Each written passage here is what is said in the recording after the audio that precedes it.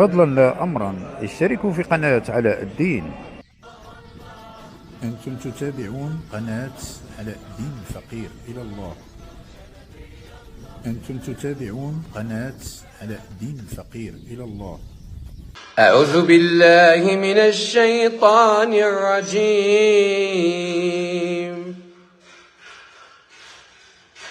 إنما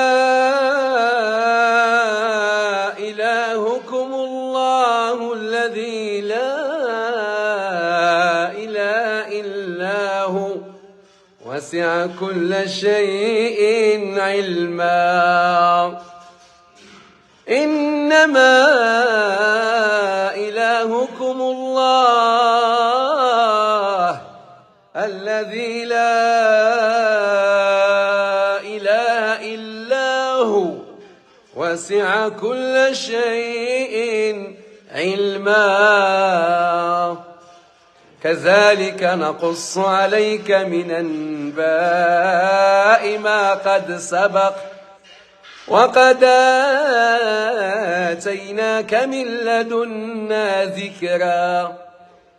من أعرض عنه فإنه يحمل يوم القيامة وزرا خالدين فيه وساء لهم يوم القيامة حملا. يوم ينفخ في الصور ونحشر المجرمين يومئذ زرقا.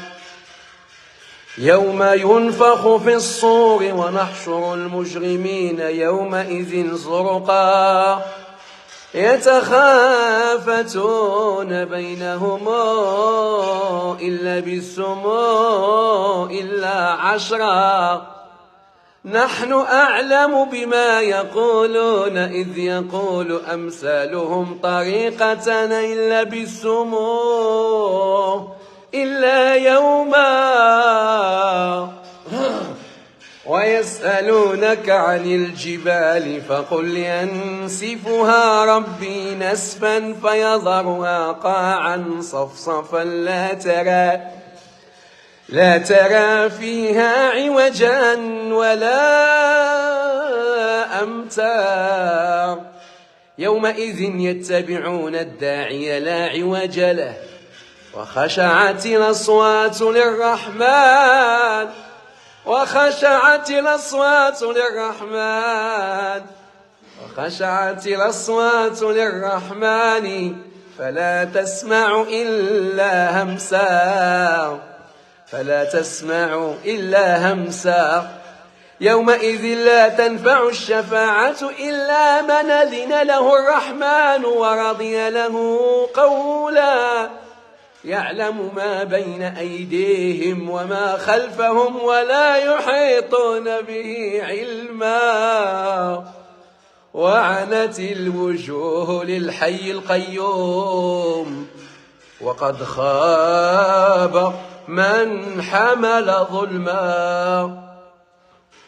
وعنت الوجوه للحي القيوم وقد خاب من حمل ظلما. ومن يعمل من الصالحات وهو مؤمن فلا يخاف ظلما ولا هضما. ومن يعمل من الصالحات وهو مؤمن فلا يخاف ظلما ولا هضما.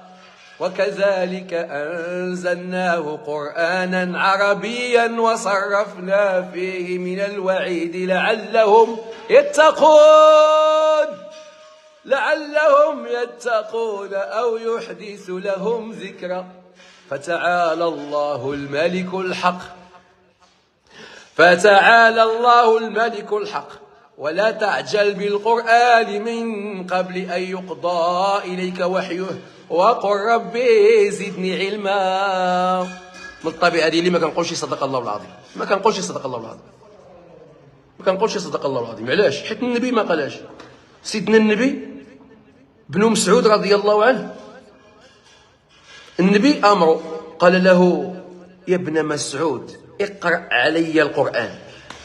فالصحابي الجليل تعجب وقال له يا نبي الله، يا حبيب الله، كيف أقرأ عليك وعليك أنزل؟ فسيدنا النبي سيد المتواضعين اش يقول له؟ قال له إني أحب أن أسمعه من غيري. فالصحابي الجليل الماهر بالقرآن بن مسعود قرأ عليه الافتتاح ديال سورة النساء حتى جاء إلى هذه الآية، آية 40 41 في سورة النساء، والكلام يعني موجه لنبينا عليه الصلاة والسلام: فكيف إذا جئنا من كل أمة بشهيد وجئنا بك على هؤلاء شهيدا. سيدنا النبي شنو قال له هنايا؟ ما قالوش يقول صدق الله العظيم، ما قالوش يعمل شي خزعبلات. سيدنا النبي قال له حسبك الآن، قال له بارك عليك، قال له حسبك. واليوم لما قلتش صدق الله العظيم كبحال اللي عملتي شي جريمة. وهذه هي المصيبة كما قيل: أصبح عندهم البدعة السنة. وهذا الشيء كنشاهدوه، أصبح في المجتمع ديالنا أصبحت فيه البدعة السنة. مصيبة. شوف هذا الحديث شحال كنستنتجوا، شحال ديال الحكام وشحال ديال المواعظ. اليوم كنشوف شي فقهاء هذوك ديال الفاتحات وديال اللي كيدوروا معاهم باش يقرا بالفلوس. كاين شي شاب مسكين كيكون في شي مناسبة وشي شاب كيبغي يقرا شوية القرآن. هذوك كما قال بحقهم سيدنا النبي: وخذلوني الشياب. كيشوفوا داك الشاب مسكين كيبغي يقرا شويه، كيبغي يحرك هذاك الطاقه الايمانيه عنده في قلبه. لطيف هذا ولد فلان ملاح شما بلا حياه كيقرا حدا العلماء وكيقرا. اش من علماء الا ما قراوش هؤلاء حدا اهل القران واهل كذا بها يقرا.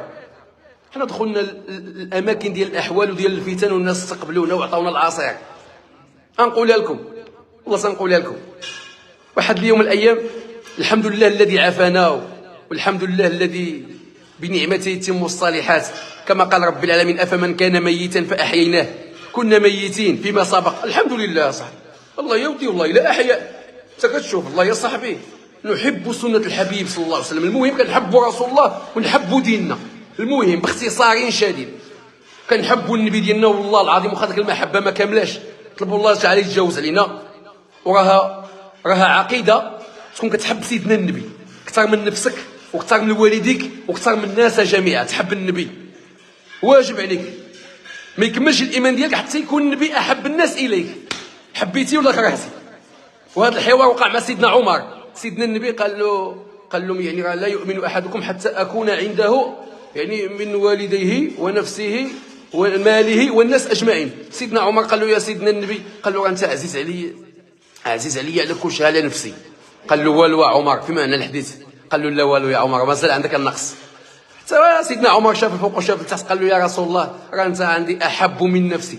قال له: الان يا عمر. شكون كنقول؟ المهم انت الحمد لله كاينه شي بركه، ماشي كما قلت لكم. كانت عندي واحد الزياره الاخ حسن، كان في واحد الكباري، الحمد لله الذي عافانا.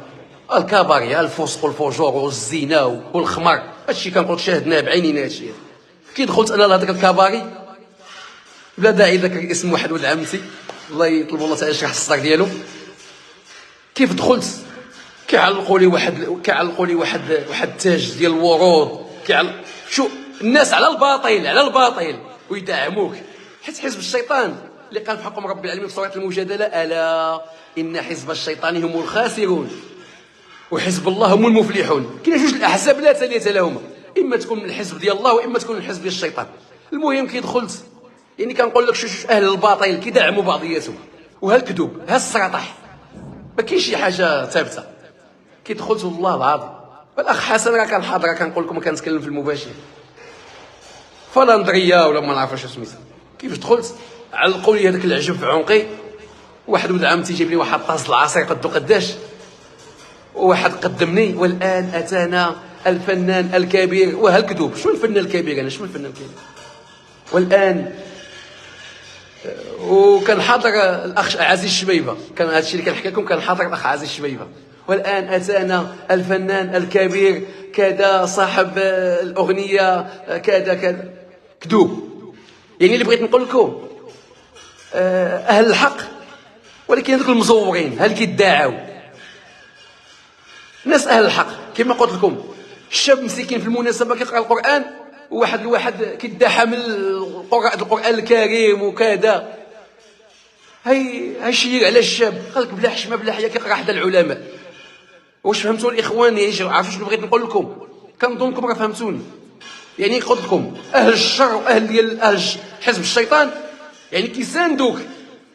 كذلك هو مثال كنا كنمشيو مثلا شي حفله في البوادي ولا في الجبال، وشي واحد من الحضور من الناس المنطقه كينوض كيغني، واخا هو ما كيغنيش حتى في الميزان، وحنا كنافقوه كنكذبوا ما شاء الله عليه، عنده اداء متميز، لا حول الله يدير الخير. لكن هو الدين هو هداجه. اللي بغيت نقول لكم والله وبالله وتالله حتى صادق في كلامي، هاد الايات الكريمات من قول الله تعالى كما ذكرت عليكم، كما قرات عليكم، انما الهكم الله الذي لا اله الا هو وسع كل شيء علما، من سوره طه. واحد الصديق ديالي بوليسي الله يبارك لي فيه سيدي ياسين، صاحبي بوليسي، اقسم لكم بجلال الله صاحبي بوليسي، اتصل بيا سول فيا قال لي السي عمر بغيت نقرا عليك شويه القران. اقسم لكم بجلال الله. عرفتوا شكون ياسين؟ ياسين البوليسي اللي كان استقبلني في مدينه طنطان، وباش دانا لواحد الريستورا واعره وتهلا فينا وتغدينا. انا قلت لكم الا عملتي واحد البحث وكتبتي ياسين الشرطي عمر ابو حفصه النحيلي غداء طنطان غيطلع لك اللايف. سي ياسين هذا شرطي الله يبارك لي فيه، اقسم لكم بجلال الله. اتصل بيا وسول لي مسكين صاحبي والصديق ديالي الله يبارك لي فيه، قال لي السي عمر راه بغيت نقرا عليك شويه القران. ما فهمت. واش فهمتوا شي حاجه؟ فهمتوا شي حاجه؟ كاين واحد كيصون عليه صاحبه كيقول له اجي راه جبنا واحد القريعه اجي عندي. انا الحمد لله عندي صاحبي بوليسي، شخصيه بوليسي مع رجال الامن الوطني، اتصل بيا قال لي السي عمر بغيت نقرا عليك شويه القران. واش فهمتوا شي حاجه ولا فهمتوا؟ هذه الرساله بغيت نوجهها في هذا اللايف. والله خارج الشاهدين حتى كنتكلم صادق. صاحبي بوليسي اتصل بيا قال لي السي عمر نقرا عليك شويه القران، وقرا لي من قول الله تعالى في سوره طه انما الهكم الله الذي لا اله الا هو وسع كل شيء علما. الله يبارك لي فيك سيدي ياسين، حفظك الله ورعاك، احبك لي الشرف بما عندي هذا الصديق ديالي شخصيه ويتصل بيا ويقول لي نقرا عليك القران. الله يبارك لي فيك، جزاك الله خير. المهم اخوان تبارك الله عليكم، هذه راه واحد النصيحه اللي يعرف يخدمها راه يفهم مزيان. السلام عليكم وتبارك الله عليكم. كنحيي كل الاصدقاء والاحباب الكرام، الله يحفظكم والله يبارك لي فيكم والله يرحم لكم الوالدين جميعا. تبارك الله عليكم الحبايب ديالي، شكر الله لكم. نطلبوا الله تعالى يجعلنا اخوانا وخير اعوانا. بغيت نقول لك ما ينفعنا الصح الصحيح هو الدين، عندك تفرط في دينك. مع السلامه. فضلا لا أمرا اشتركوا في قناة علاء الدين. أنتم تتابعون قناة علاء الدين الفقير إلى الله. أنتم تتابعون قناة علاء الدين الفقير إلى الله. أنتم تتابعون قناة علاء الدين الفقير إلى الله.